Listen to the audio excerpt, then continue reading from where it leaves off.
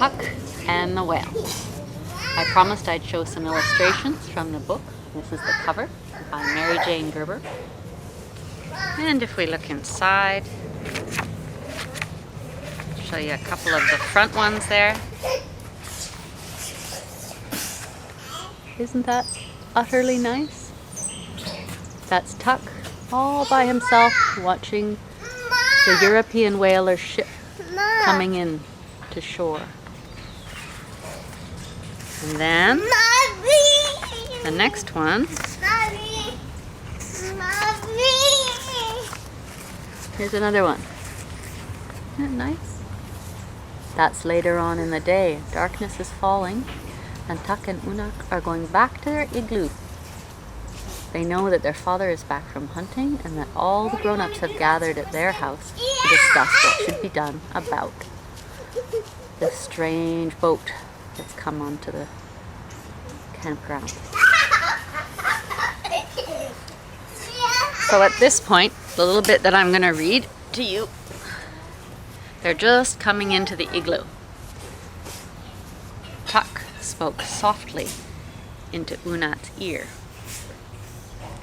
Stay quiet as we go in.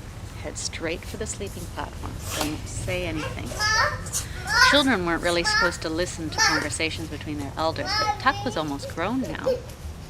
He didn't want Unat's baby ways to get them both sent away. The two of them skirted around the dogs. Father had tied them separately to keep them from fighting.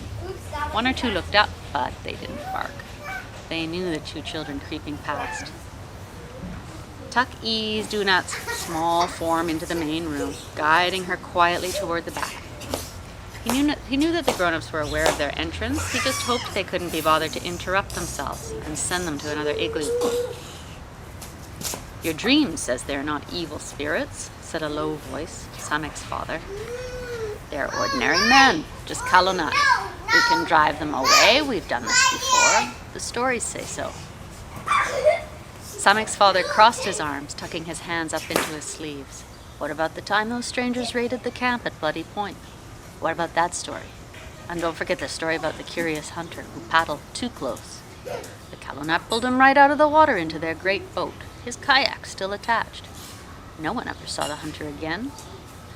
We should get them before they get us. There are other stories, Makut-san said. Stories of peaceful trading and friendship. That is right, Grandfather replied. We know those stories too. The dream said that we should help the strangers from the great boat. But why, Arvik? Asked Makut. Are they too many to fight?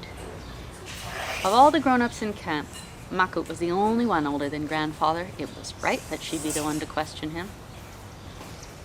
They are many, Grandfather admitted, and they have no women or children to feed and protect.